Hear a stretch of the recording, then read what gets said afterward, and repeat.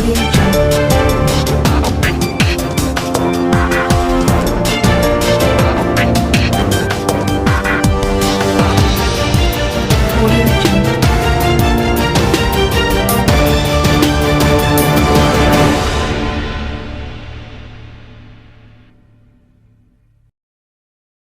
La débâcle que vit le régime des ayatollahs en Iran s'inscrit dans une longue série de chutes de régimes dictatoriaux et d'organisations cataloguées comme terroristes dans tout le Moyen-Orient.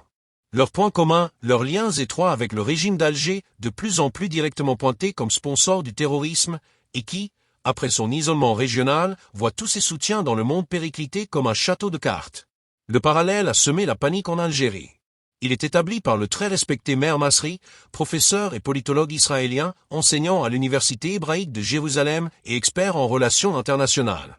Commentant l'humiliation que subit actuellement le régime de Téhéran de la part d'Israël, l'éminent analyste n'hésite pas à assimiler l'Iran à l'Algérie. Ce que les deux pays ont en commun, à ses yeux, c'est leur soutien au terrorisme et leur mode d'action par proxy pour faire valoir leurs intérêts. L'un en activant des organisations comme le Hamas palestinien, le Hezbollah libanais et les Houthis au Yémen, l'autre en faisant jouer un front Polisario de plus en plus pointé du doigt comme une organisation terroriste, mais aussi des groupes terroristes assumés sévissant au Sahel, comme Jamaat Nusrat al-Islam wal Muslimin, affilié à Daesh, soit Al-Qaïda au Maghreb islamique. Carte à l'appui, Meir Masri en est persuadé, il l'assume sur son compte X. Si tout l'arsenal iranien est actuellement sous le feu de l'aviation israélienne, le tour de l'Algérie ne saurait tarder. Aujourd'hui l'Iran, demain l'Algérie. Israël est en guerre contre le terrorisme, écrit le politologue. Ce que les deux pays ont en commun, c'est également un antisémitisme primaire, héritage d'une autre ère, mais aussi d'une idéologie qui en fait le ciment d'une terreur semée en interne. Sauf que c'est fini, et l'offensive israélienne contre l'Iran a montré aussi bien l'extrême fragilité de cet épouvantail que le caractère ridicule d'un régime devenu, finalement, un tigre en papier. Une caractéristique là encore commune avec le régime d'Alger, qui a raison de trembler. Avec la défaite annoncée du régime des ayatollahs, Alger est en passe de perdre son tout dernier soutien, non seulement dans la région, mais dans le monde. Ce sera le dernier d'une longue liste de pays et d'organisations amies qui ont périclité comme un château de cartes. Les derniers en date ne sont autres que le régime déchu de Bachar al-Assad en Syrie et le Hezbollah libanais, qui n'est désormais que l'ombre de lui-même. Ne reste au régime d'Alger que la Tunisie que Kais Sayed a vassalisé au duo Tebboune-Changria au point qu'un député algérien l'a qualifié de province algérienne. Mais la Tunisie trop dépendante de ses alliances historiques avec l'Occident ne peut rien pour venir en aide au cacique d'Alger. De l'infiniment grand à l'infiniment petit, Alger ainsi exposé perd ses appuis. Le grand frère russe lui a tourné le dos depuis des années maintenant, allant jusqu'à lui bloquer le passage aux BRICS et activer son Africa Accord contre ses intérêts au Sahel. La Chine, pragmatique, lui préfère et de très loin le Maroc pour ses investissements. Quant aux pays du voisinage immédiat, Alger s'est arrangé pour en faire des ennemis jurés. Il y a toujours eu le Maroc. Il y a désormais également le Burkina Faso, le Mali et le Niger. Comme il y a la Libye du maréchal Haftar, véritable cauchemar du pouvoir militaro-policier algérien. Même la Turquie, à laquelle Abdelmajid Tebboune s'est accroché en lui déroulant le tapis rouge et en lui ouvrant l'économie du pays, s'en détourne. Ankara préfère soutenir le même maréchal Haftar en Libye, offense suprême, installer une usine de coproduction de drones de dernière technologie, avec le Maroc. Les liaisons dangereuses entre l'Iran, le Polisario et l'Algérie, un ancien officier, écrivain et journaliste algérien, Anwar Malek, y a consacré tout un livre, paru en mai dernier sous le titre Le Polisario et l'Iran, les secrets du terrorisme de Téhéran à Tindouf. Fruit de longues années de recherche, l'ouvrage explore les ramifications du projet iranien dans le Maghreb et apporte des preuves solides d'un enracinement de la doctrine iranienne jusque dans les plus hauts rangs de l'armée algérienne. L'Iran, incapable de constituer une milice fiable en Algérie, a trouvé un substitut prêt à l'emploi, le Polisario. Celui-ci possède non seulement les armes, mais aussi la logistique nécessaire grâce au soutien des gardiens de la Révolution et de la force Al-Quds, le corps d'élite de l'armée iranienne, explique l'expert dans un entretien à le 360. Le tout, avec la bénédiction d'Alger.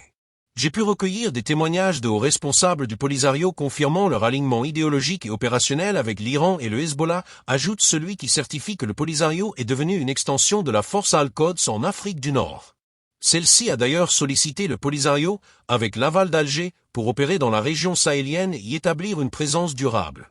Anwar Malek souligne également que certains éléments du Polisario ont combattu aux côtés de groupes terroristes dans les années 1990 en Algérie, avant de nouer des liens solides avec Al-Qaïda au Maghreb islamique et d'autres milices sahéliennes. J'ai aussi obtenu un disque dur syrien contenant plus de 15 000 documents. Il révèle un vaste réseau de coopération entre les services secrets algériens et syriens, avec l'envoi d'agents et de combattants sahraouis en Syrie pour y être formés à la guérilla, à la fabrication d'explosifs et à la manipulation de missiles. Certains ont été intégrés dans des unités comme les Zenabiyoun et les Fatimiyoun, témoignent-ils.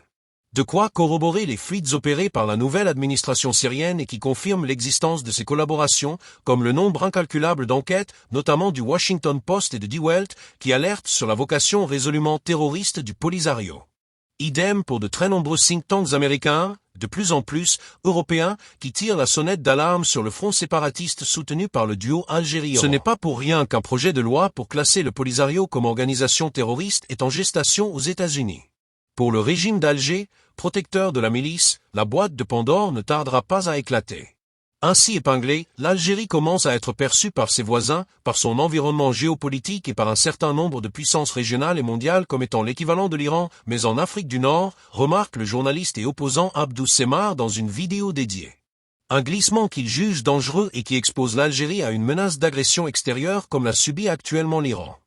Ces éléments de langage, qui consistent à dire que l'Algérie, comme l'Iran, est le sponsor du terrorisme, le parrain des organisations terroristes internationales, le facteur de déstabilisation de la région, sont exactement les mêmes éléments de langage utilisés depuis des années contre l'Iran, alerte-t-il, à raison. Le régime d'Alger joue depuis fort longtemps avec le feu et risque fort de s'y brûler. Le tandem Tebboune-Changria l'aura bien cherché, en s'enlisant dans une diplomatie suicidaire. À force de multiplier les paris perdus, le régime contribue à sa propre fragilisation. En s'aliénant ses voisins essentiels comme le Niger, le Mali, le Burkina Faso, le Maroc ou encore les factions libyennes les plus influentes, Alger creuse un isolement régional dangereux.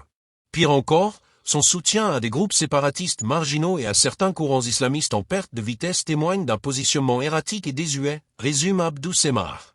Cette orientation hasardeuse, nourrie d'un discours idéologique hérité des années 70 et d'un antisémitisme obsessionnel, décrédibilise l'Algérie sur la scène internationale et l'expose à des menaces directes. À force de vouloir jouer contre les dynamiques régionales au lieu de s'y inscrire, le pouvoir algérien devient son propre fossoyeur, note l'analyste.